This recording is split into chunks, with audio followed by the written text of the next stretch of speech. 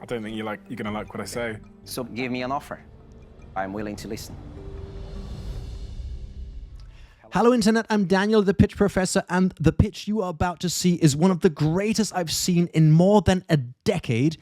And you gotta watch this pitch to the end, because what you'll see is how you masterfully create a pitch from the beginning right to the end and then nail it. And to be honest, it's left all of the dragons absolutely stunned. It's just one of these, wow, you just gotta watch it, just go for it. New week, new video, and this title is that's promising. It's called Endurance Running Pitch Ends with Shock Negotiations. As ever, I haven't seen the video. I just kind of look for the titles and for some of the comments, and just to see it fresh right out of the box and react to it. Let's see how shocking this one is. Anyhow, just let's jump right into it. I don't think you're gonna like what I say. So give me an offer. I'm willing to listen. Hello, dragons. My name is João Andrade. I'm an ultra runner and the founder of 100 Group Limited. Hello, dragons. My name is Camillo Franchi Scarselli. I'm from Italy, and I am the CEO of 100 Group. Today, we are here to offer you an exciting opportunity to invest £100,000 for a 2% equity stake in 100. I've been an entrepreneur for over 15 years, working 18-hour days, 120-hour weeks, mainly in biotech, and that took a toll on my mental and physical health. And so I decided to make significant changes in my life. So I came across this race called the Badwater 135, which is worldly renowned as the world's toughest foot race, an ultramarathon held in the Death Valley in the United States under scorching heat with temperatures rising up to 55 degrees. So that's 135 miles. And I decided to complete that race. Why? I just got to jump in there. Do you see the importance of storytelling? The man is not going in their facts, figures, numbers, yet he's telling a story. He's dropping relevant information. So he's saying he's an entrepreneur. So he said 100K for 2%. Normally dragons are going to go like, what the hell are you doing here? This is terrible. Yet he drops it and then tells us his story. And by saying that, he says he's been an entrepreneur for a decade. He's worked 18 hours plus. So he's saying, I'm massively committed. Then he says, I had a bit of a burnout going on there. So I took up ultra running, which is like for the real nutcases. That's people go like marathons. Yeah, that's easy. I like to go a little further. And 55 degrees Celsius heat. And while he's telling that, just look at the faces of the dragons. They are hooked on. They're like, just like me. No one's asking. No one's interrupting. Stephen's smiling. And Peter suddenly goes like, why? But he's not saying why in a negative way. I think he's pretty sure saying, why? What's driving you?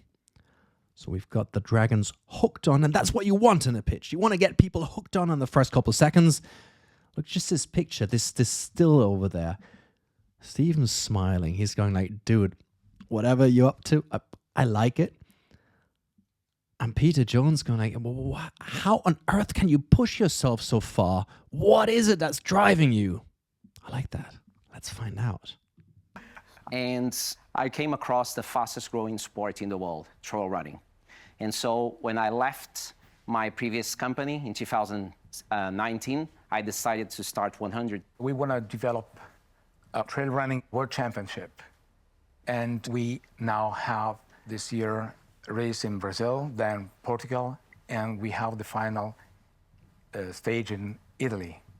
In the next 3 years, we want to explode the competition in 9 stages in other countries, in all the 5 continents. Now let's talk about our finances. We are projecting £12 million revenue by 2028. Last year we did £200,000 revenue. This year we are on our way to 500,000. And here we are with you today to ask your help to drive the company to the next level. João, Camillo, hi. Hi, Pete. I just want to jump in here.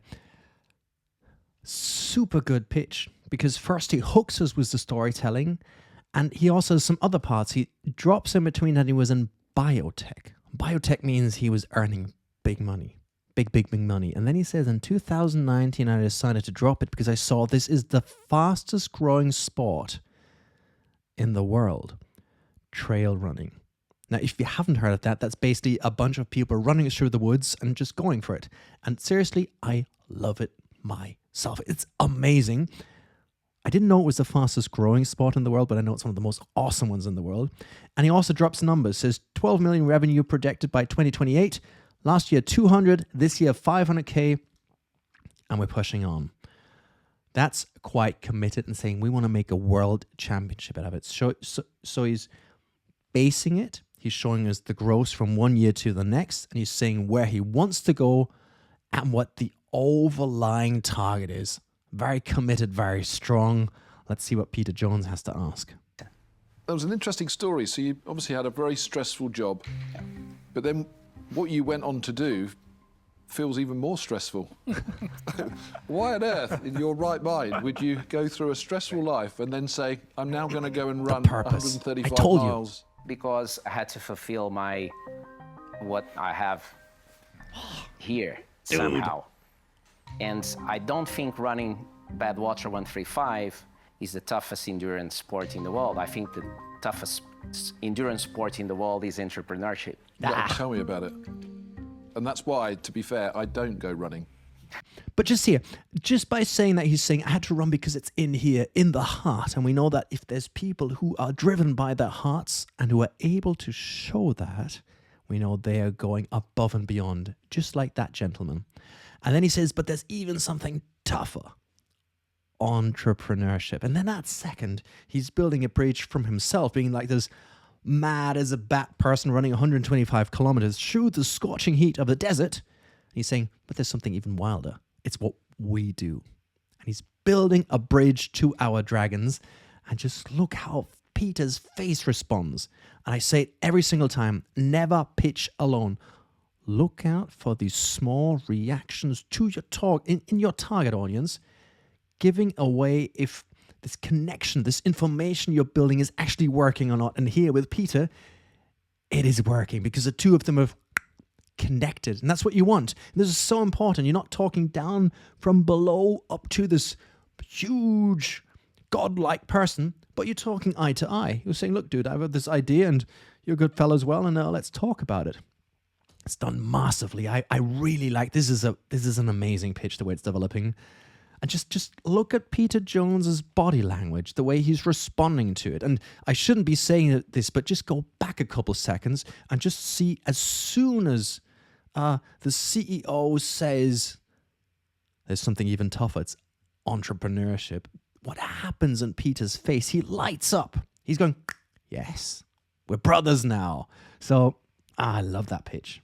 I see Sarah on her social running 5K every day. She looks like she's half dead at the end. At least one of us gets up and goes for a run. You can't even run to the loo, John. Right, guys. So this is trail running. Yes. So are there other competitors in this sector doing a lot of trail running, or are you pioneering the trail running sector like ultramarathons are a sector? We are pioneering in trail endurance, which is the long distance running, 100 kilometers and then 100 miles. That's exactly why the company is called 100. Right, okay. I love this area. And I love this area because I've observed in my friendship circle, suddenly it seems like a significant percentage of my friendship group have become into ultra athletics. I bought a road bike last week. I've been out riding, trying to do 140 kilometers because I'm going with my girlfriend from London to Bordeaux. So I've been training very much into this space, and I really, really believe it represents the future. So who do you compare yourself to in terms? Quick thing. In our bidding entrepreneur, you saw as soon as Stephen said, yes, I'm with you on this, something happened in his face. I think Joao is his name, but I may have gotten it wrong. Something happened in his face. Suddenly he's lighting up and something has just taken the weight of his shoulders because he sees Stephen and himself are also not just talking about the overall bridge of entrepreneurship, but they're talking about the ultra connection. So we see here's a double connection going on. This is quite powerful. Of a comparable brand in the ultra athletic space? Well, if we look, for example, into triathlon, You might have heard of Ironman. So what Ironman, yeah. Ironman did for triathlon is what we want to be doing for trail running. I have to interrupt yet again. It's such a good question by Stephen, however, such a predictable one. And our two entrepreneurs, I know they prepared for that because they're saying, look, what Ironman did for triathlons, which is a proven brand, you can look it up, you'll see the whole story. What they did, or what product A did for market 1, is what we want to do for market 2. So suddenly people are like, oh, so you've seen it, you've studied the markets, you've checked if there's something else, you've understood the business models, the mechanics behind it, and there's something comparable in a different industry that has worked and created a household name. Like, seriously, I bet you know what an Ironman is. If you don't, well, Google it. But yeah, you probably do. So, again, a very powerful connection our pitch here. Let's see how this evolves. Okay, so can you give me a view of their performance financially? Great. So they're almost $1 billion brand. I think they generate close to $150 million in revenue. I'm sitting at home in an armchair Yes. and I'm flicking over through a race with Lewis Hamilton and it's like nip and tuck and it's lots of noise, lots of excitement. Yes. Over to a trail race. How are you going to make it exciting? That's where I wanted to get to, because these brands, so for example, you have Salomon, you have now the Nike Trail team, the Adidas Terex team just for trail running. So these trail running shoe manufacturers have their own teams, and not only the athletes are competing, but now the teams are competing for the ranking as well. We've just added yet another component to the pitch, because a lot of people who are a little more advanced in this, and probably if you're watching this, you're an entrepreneur to be, or thank you very much, YouTube algorithm, for sending you here. However, a lot of you will know that it's not just about having the perfect product, the perfect team, the perfect technology, but timing. Timing is one of the most essential parts in entrepreneurship, and conveying that you understand the relevance of that is gold. And this guy has just said, look, we're seeing that the big brands have entered the market. They've started to compete. They're creating pressure. They're creating demand. They're creating products for this. And we're going to give them something to showcase how they kind of, have their own little race against each other, the way they have their little, race of arms, who's got the better shoe, the better socks, the better whatever it is, I don't know. Peter Jones has also responded in a very, yes, he goes like, good lad, I think. I've no idea what Peter Jones thinks, but he's probably saying, good lad. The branding's not great. The logo isn't great. Okay. So I looked over at that and I thought, okay, maybe they're not very good at like brand marketing and branding generally. And that's a big part of it. You Yes, want it is. to strike at the heart of culture. This takes off maybe because you get a Netflix deal or something like that. And then it will just catch culture, and off it becomes culturally relevant. Everyone, Tom, Dick and Harry Yes. influencer wants to do it. For sure. So to get that, you have to understand culture. And the only way that I could see if you understood culture was by looking at that brand. And I go, they don't quite get it. They don't, Sorry, Stephen's onto something, and he's so good at this. And he's saying, look, you need to understand the culture. And this is something a lot of startup founders to be do not understand how important, besides like hard facts, mechanics, numbers, blah, other soft facts is understanding your target audience, understanding how they work, understanding how they tick, understand what drives them. And at the end of the day, it's always, and I'm 100% convinced of that, we never make rational decisions, yet always emotional ones. We're like, I'm hungry. And then our brain goes, yeah, but you've eaten. And look, you've got another 2 hours to go. And think about your blah, blah, blah. But it's never that we start rationally and then get emotional, but it's usually always emotional impulse and then rationale. And if you understand the culture, if you understand the mechanics, the language behind it, then you're going places. If you don't, you will fail miserably, unless you're selling salt. That's something else. Seriously, I have no clue about salt. Anyhow, great question. Let's hear the response. You know what I mean? One section we need help is exactly what's at the core of the company, which is communication. I love it. I believe in it. I think it represents the future. Boom. The challenge is this 2% thing. Okay. Immediately becomes not interesting. What could be? But think about it. It's only now, after whatever, 5.5 minutes that the dragons have mentioned the 2% thing. And Stephen says, yeah, but that's not, I'm really into it, but that's not interesting. Let's see the response here. Be appealing to you to get involved. Ooh, good one. What could be appealing to you? So good. I don't think you're gonna like what I say. So give me an offer. I'm willing to listen. Now, boys and girls, this is how it's done. This is how it's done. I always say you have to pitch at eye level. And now he's saying to Stephen, he's not saying, look, I'm pitching here. He says, do you know what? Let's turn this game around. How about you tell me what's going to make you happy? And this is something I say to so many people I work with.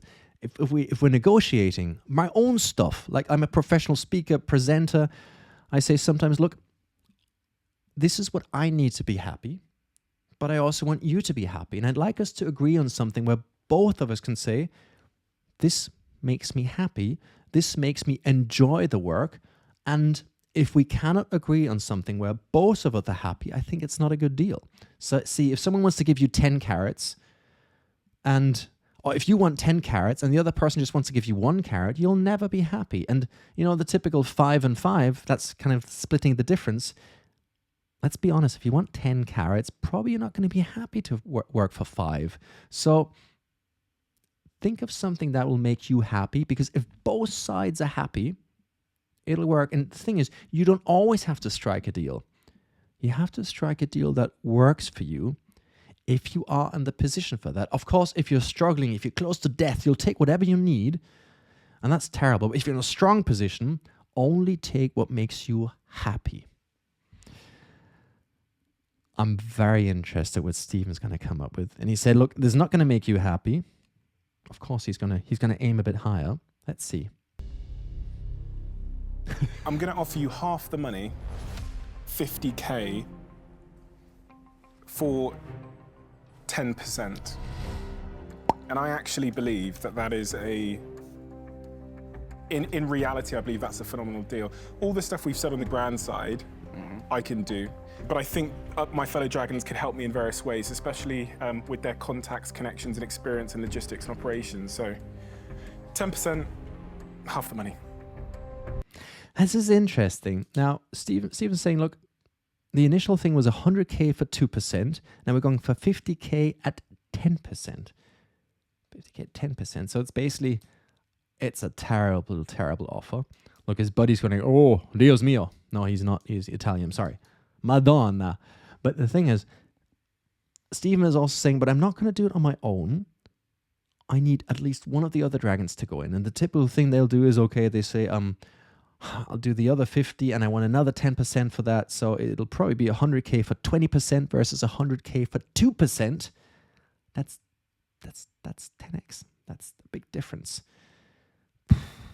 But if you're negotiating and you want 10 carrots, you'll never say you want 10 carrots. You'll say you want 15. You'll say you want 20, that you have room for the other one to move until you get into that arena where you want to be. See, this is the arena. There's where one is. That's where the other is. You have to see if you can find yourself within that sweet spot. And if you don't have to negotiate. But it's only this area where both are happy. Let's hear this response. Wow. What was your feedback to Stephen's offer? I wanted to make a counter offer. Okay. Go for it. Before coming here, of course, we study very well the profiles for everyone. In your case, particularly, this element of communication. And we see the importance of digital marketing, social media. So my counter offer is, if we could go back to £100,000, we give you 5% of the company and 3% royalty on sales until we recover your money. Boom. I'll do 100K cash investment for 5% of the company and a 5% royalty until the cash is recovered. Done. Okay. What? Yeah, cool. Thank you. Gosh. Appreciate it. What the? Thank you. Thank you so much. Well done. Did that just... You have 4 other dragons. What about you? No, you've got your deals. Okay. Yeah. Listen. Let me say something to that. Well, I've first to respond to that one. Okay, first of all, like the title was like Endurance running pitch ends with shock. This is shock negotiation. This is. I've been doing this for 10 years, like on stages, hosting pitch events. I've been training thousands of entrepreneurs. I did the Austrian version of Shark's Tank as the TV presenter. I've seen it all, but I've not seen that. But what just happened here? That was brilliant. Because what just happened here, without hearing anything, is your man did his homework before and said, I'm pretty sure, and I say this to teams I work with, I say, look, take a small piece of paper, and before you step into the ring, write down what it is you actually want. And on there, he wants Stephen Bartlett. Not a dragon with money, but he says he wants the skill set, the know-how, the ability of Stephen. And he catered and turned and focused and built his pitch directly at Stephen. And he seems to know that the skill set and the abilities of all the other dragons are great, but not what he needs. So he got what he wanted, and there was no need to further dilute that, no need to hear it. And he was like, okay, done, we're done. And the interesting thing was also how we got from 100K to 2%, then from 50K to 10%. And our entrepreneur calmly said, yes, great, but I wanted all the money from you, Stephen, not just from anyone. Like, can we do like 3 of you or 5 of you or a crowd? But I want all the money from you, Stephen. And he didn't say, I don't like the 10%. Can we kind of, but he said, look, we'll do that. We'll go for the 5% and 3% royalty. So he added a third element to it, the royalty component. Very smart. And Stephen understood this is a huge opportunity and we're not getting past the 100K for 5%. Yet he just started tweaking the royalty part. And at that point in time, this was for our entrepreneurs where they wanted to be. And to then seal the deal, that's what you do. If you go like, this is what I want, done.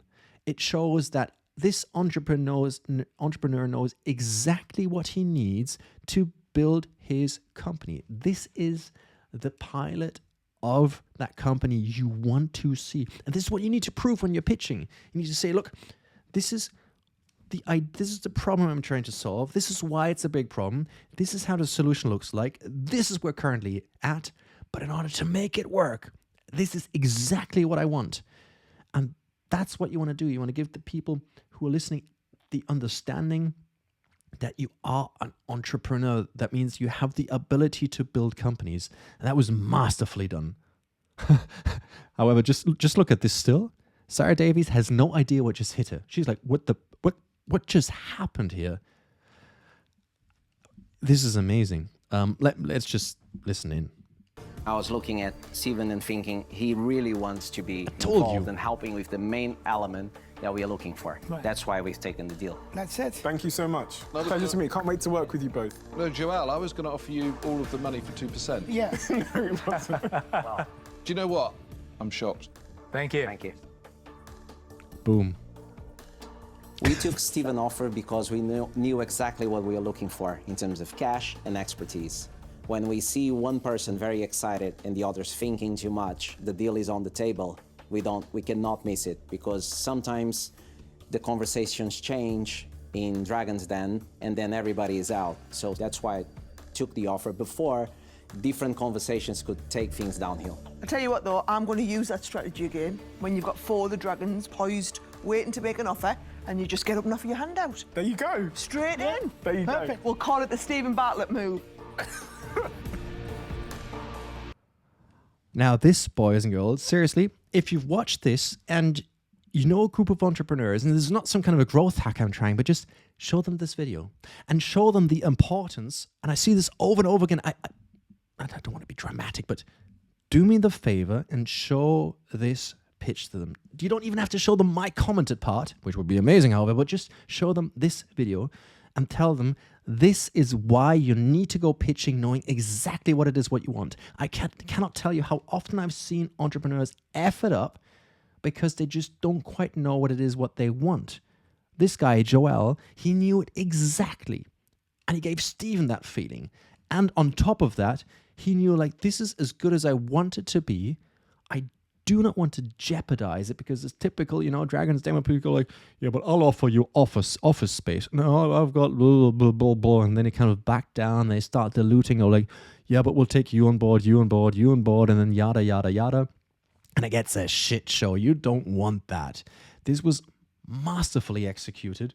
And for me, probably one of the top 10 pitches I've seen. And seriously, I've seen thousands and thousands and thousands of pitches over the years. By the way, that's why they call me the pitch professor. So I kind of know a thing or two about this. This is textbook. This should be textbook. In that sense, I'm happy. And boom, this is a good one. This is really a good one. Wow, internet is a beautiful thing where you get to see this stuff. And in that sense, if you want to see more of this and you're still hanging around, I'd really love you to subscribe because that makes me happy. And if you don't want to miss one of these videos, and there'll be one coming up every week throughout this year, if not forever, ever, ever, I'm not sure about that yet, but for at least for a while, then just hit that bell button and never miss it, because that's why I actually started this channel here. I want to have a database for entrepreneurs where they can just watch a bunch of pitches and hear someone who knows a little bit about pitching commenting on it, that they can go, ooh, that makes sense, and incorporate it into their pitches and get better. In that sense, thank you very much for being here. Take care, stay safe, and see you next time. Thank you very much, and bye-bye.